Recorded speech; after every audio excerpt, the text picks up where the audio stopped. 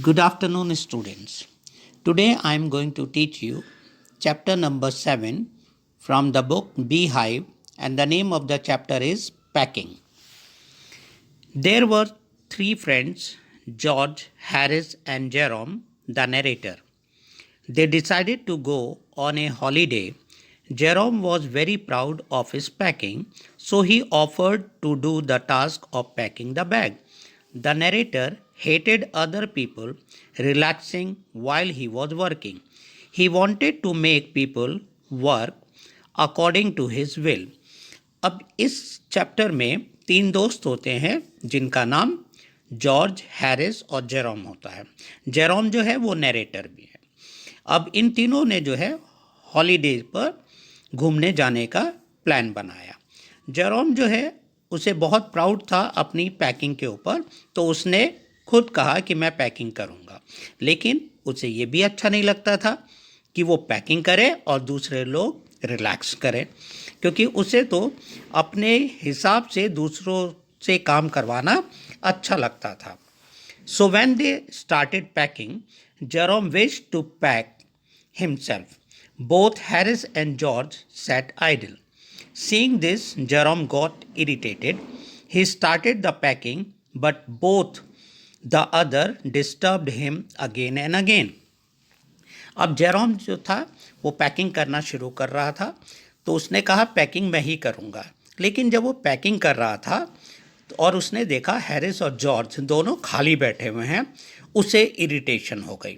और जब वो पैकिंग कर रहा था तो वो दोनों खाली जो बैठे हुए थे वो उसे बार बार डिस्टर्ब कर रहे थे. Harris asked the narrator that whether he had put the boots in the package. The narrator reopens the packet and packed the boots into the bag. When he was going to close his bag, a horrible idea came to his mind. If he had packed his toothbrush, he turned everything. He found toothbrushes of George and Harris more than 18 times, but could not find out his toothbrush. He put the things back one by one.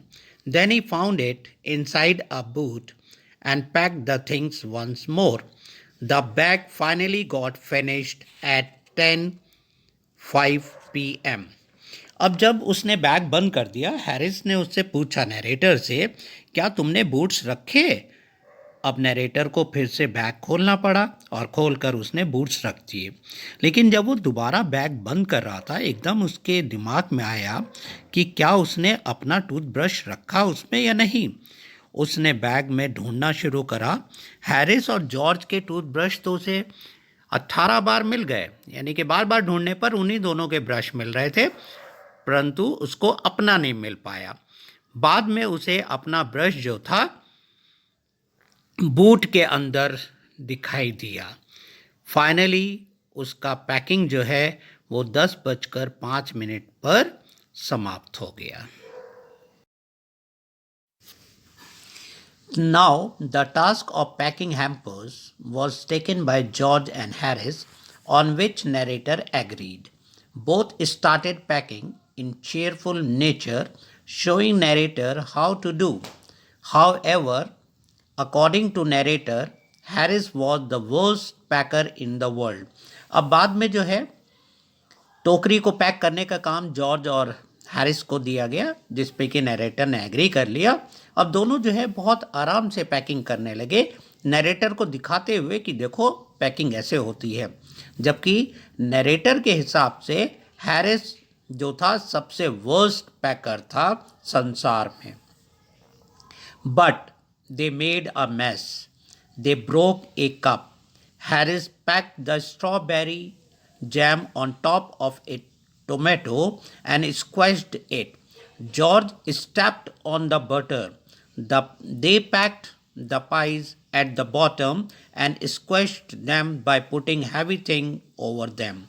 They upset everything. George got the butter off his sleeper and tried to put it in the kettle, but it wouldn't go in and what was in wouldn't come out. At last, they dragged it out all and put it down the chair. Harris sat on it, and butter stuck on him. They searched the whole room but could not find it. Lastly, George got round at the back of Harris and saw it, and they got it off and packed it in the teapot. Thus, they made a mess. अब उन्होंने जो है packing करना जब शुरू करा, George और Harris ने कप तोड़ दिया। हैरिस ने स्ट्रॉबेरी जैम जो है वो टोमेटो के ऊपर रख दिया, जिससे टोमेटो का भुर्ता बन गया, पिचक गए। जॉर्ज ने मक्खन पर पैर रख दिया। पेस्ट्री जो थी उन्होंने नीचे रख दी और भारी चीज़ उसके ऊपर रख दी, उसका भी भुर्ता बन गया। उन्होंने सारा कुछ गड़बड़ करना शुरू कर दिया। जॉर्ज ने अपनी चप्पल मक्खन पे रख दिया, मक्खन उसकी चप्पल पे लग गया। अब वो निकाल कर मक्खन केतली में रखने की कोशिश करने लगे, किंतु ना तो वो अंदर केतली में जा रहा था, ना जो अंदर था वो बाहर आ रहा था। उन्होंने बड़ी मुश्किल में खींचकर उसे बाहर निकाल लिया तथा इसे एक कुर्सी पर रख दिया मक्खन को। हैरिस जो था वो उसी कुर्सी पर बैठ गया और मक्खन उसके पीछे चिपक गया। अब उन्होंने मक्खन ढूंढने की कोशिश करी, सारे में ढूंढा लेकिन नहीं मिला। फिर जॉर्ज और हैरिस, जब जॉर्ज ने हैरिस के पीछे देखा तो उसे लगा ओहो मक्खन तो यहाँ पर चिपका हुआ है। तब उन्होंने उसे उतारकर चायदानी में रखा। अंत में सारा कुछ उन्होंने सारा सामान अस्त व्यस्त कर दिया। They were having a pet dog named Montmorency. He also disturbed them a lot.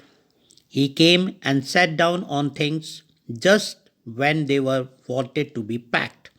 He put his leg into the jam and he pretended that the lemons were rats and got into the hamper and killed 3 of them before Harris could land him with the frying pan.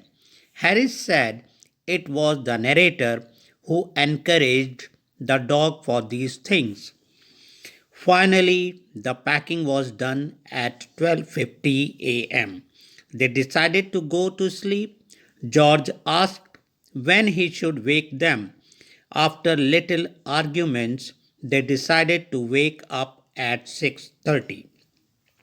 उनके पास एक पालतू कुत्ता था जिसका नाम मॉन्टमोरेंसी था। वो भी उन्हें बहुत ज़्यादा तंग करता था। जब भी उन्हें कोई चीज़ पैकिंग करनी होती थी उसी सामान पर जाकर वो बैठ जाता था। उसने जैम पर अपने पैर रख दिए। उसे लगा कि नींबू चूहे हैं। इसके पहले कि हैरिस उसे टोकरी से बाहर निकालता, उसने टोकरी में कूदकर इनमें से 3 नींबू को निचोड़ डाला।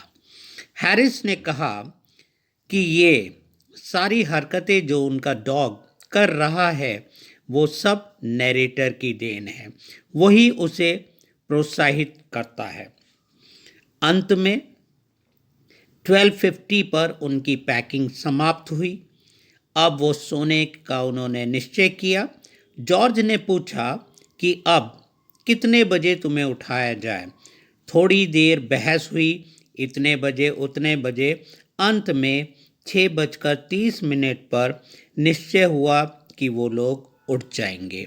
इस तरीके से उनकी पैकिंग समाप्त हो गई और उन्होंने जो है अब सोने के लिए चले गए और यहाँ पर ये चैप्टर जो है समाप्त होता है।